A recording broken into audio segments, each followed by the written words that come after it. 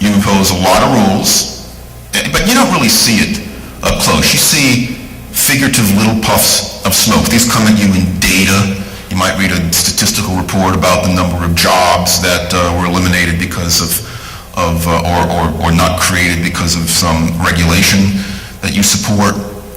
You don't actually see people up close, neither the good of what you might do nor the bad of what you might do. And I think that's dangerous. So one of the great benefits of relying upon lawmaking at the individual level is that when we interact with each other, we see each other face to face. We see the consequences of our actions. Delegating that authority to make laws for us, to make rules for us, regulations for us, up to a legislator or to a legislature is to delegate or to give that authority to people who not only are they ignorant of the particular tastes and preferences and circumstances that each of us are in, but they will never really see the full consequences of what they do. They're blinded, as we would be too. It's just in the nature of being in a legislature that all you see are little puffs of smoke from the results of your legislative rulemaking rather than the actual meaningful consequences of what you do. And I think with that, my time is up. So we have time for some, is it Q&A or just a? Okay. Thank you all. Yes, sir. Are you familiar with the work of John Haasnas? Oh, yeah. The two articles, The Obviousness of Anarchy and The Myth of the Rule of Law. Yeah. I'd recommend that to anybody. Yeah, John's a good, in fact, I was inspired a long time ago by some of John's work on this. It's exactly the same point, yeah. You said John Haasnas? John, Haasnas, H-A-S-N-A-S. He's a professor in the business school at Georgetown University. It is.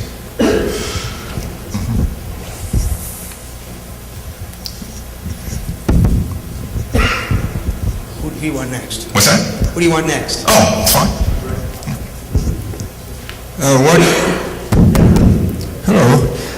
What you described is all based on political democracy, which probably most of us can agree is the worst and most dangerous form of socialism.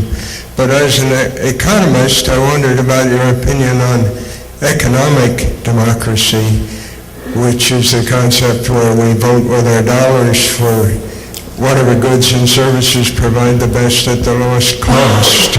Yeah, by the way, the term economic democracy has a lot of different, at least two different meanings. Some people use it to mean, oh, democracy is so great in politics, let's use it for everything. So we should have, all corporations should be subject to the vote of the political, of the polity, which I certainly oppose. Economic democracy in the sense that you describe it, voting with your dollars, I think it's a great thing. Although I never call it economic democracy because I think it confuses the market with democracy.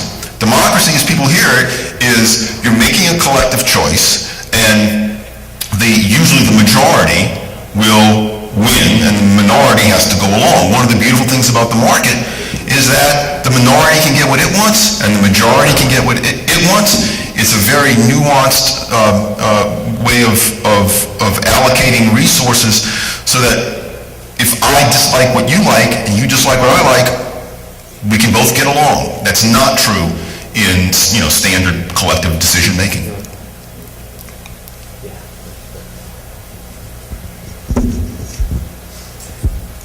Do you think that we're on the cusp of the people finally figuring out how the two-party paradigm works? Because I see increasing amounts of buyer's remorse with voters.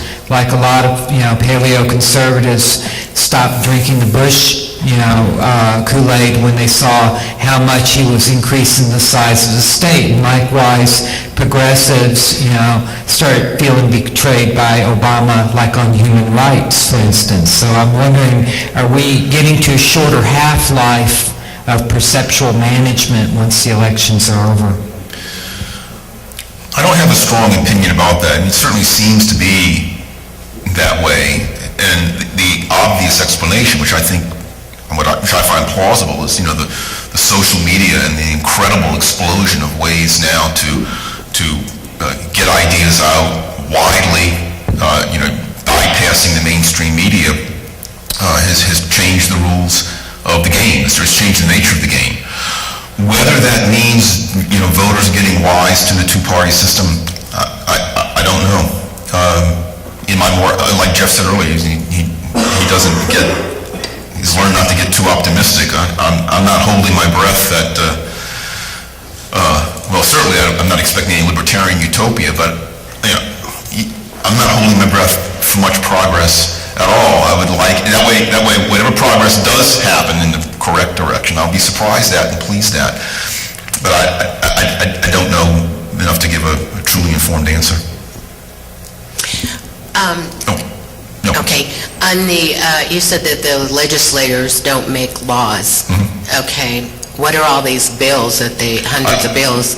And also, how do you force them to take back state sovereignty in the 10th Amendment? I'm glad you raised it. I certainly didn't mean to say that legislators don't pass statutes. They pass statutes all the time, tons of them.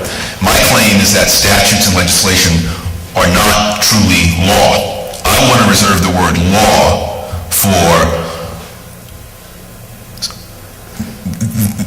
that group of rules that genuinely deserve such a lofty title, like the Constitution. In some aspects, yeah. Not just saying, well, just because a majority of elected officials pass by a slim majority some particular rule, that makes it the law of the land. I think that just gives legislation far too much glory. Yeah, another good. Clarify that last point before we move on to something else. Gonna be fast? Yeah, fast. Yeah. Just tick, tick, tick. I would invite people to consider that the word law is an empirically based thing. In other words, the law of gravity. It's observable. It is objective. I think what you were talking about in your speech, the law as evidenced by people's actual behavior. They'll respect your seat because you left a book. That's empirically based, objective law. Statute is a bunch of guys sitting in a room, raise their hands saying, okay, we're going to have people obey us. Even the Constitution is arbitrary. Law should not be arbitrary. I agree with you. Yeah, I'm with you. That's the law. Yeah, another good example of this is found in a book by Robert Ellickson titled Order Without Law. It's a great book except for the title. It really is. And he was referring to law in the legislative sense, I think, more than the other. But he went up to Shasta County in California, which is basically an agricultural county, and the county by legislation has been divided into either open range or closed range areas. And for my cattle get out, I'm in an open range area, my cattle get out and come home to eat your cauliflower, I have no liability toward you. In a closed range territory, my obligation is to keep my cattle in. If they get out and cause you damage, I'm responsible. So Ellickson was very interested in finding out how this actually worked out up in Shasta County, and he discovered it didn't matter. Yeah. That if my cattle get out, whether I'm in an open range or closed range territory, my cattle get out and cause damage, I'm responsible. And in an open range territory, I wouldn't have any legal responsibility at all. I'm not. If you took me to court, I will win because I'm entitled to let my cattle wander all over the place, but it doesn't go to court. Yes, it's a great example of I would say it's law without legislation. Yeah. That's why I don't like the title of the book, but it's a great example of how Social pressure. People follow rules often in spite of what's legislated. Mark may have some water rights that I'd like to have for the next spring for my cattle, and he said, well, wait a minute, you let your cattle damage Bourdreaux's crops over theirs and you didn't pay for it, I don't know that I'm willing to, sell you my water rights in the spring. So there's just a lot of market pressure that works there.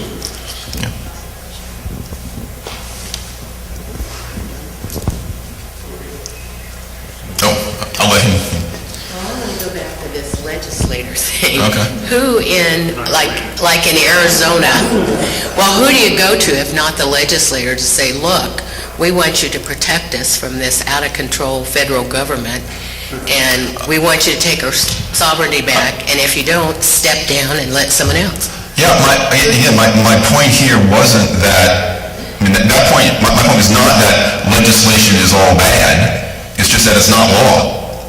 It's not law. I mean, if we are where we are, we have the system that we have, I applaud efforts of Arizona, my home state of Virginia, mostly legislative-based, to block the impositions from Washington, D.C. I applaud that.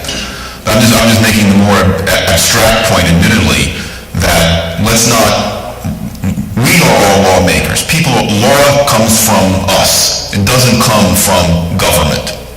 Government may enforce law, but often when government does, too often when government does, in my view, is actually violate law in the name of upholding law. Last question. I was wondering if you thought the addition of none of the above to the ballot would have an effect on the theory you presented to us about voting? It wouldn't have an effect on the theory itself. I mean, the theory is pretty robust, and you still have problems with how the vote is conducted. But I think putting none of the above on the ballot is a grand idea, and my suspicion is that that candidate would in fact win fairly often, and deservedly so. Right. So I'm all for none of the above. Continue to press? Yeah, why not? Yeah, why not be able to opt out? Yeah, I don't vote. None of the above all the time. Then you can't complain. No, I get to complain. All of you that vote and you complain, you're just sore losers.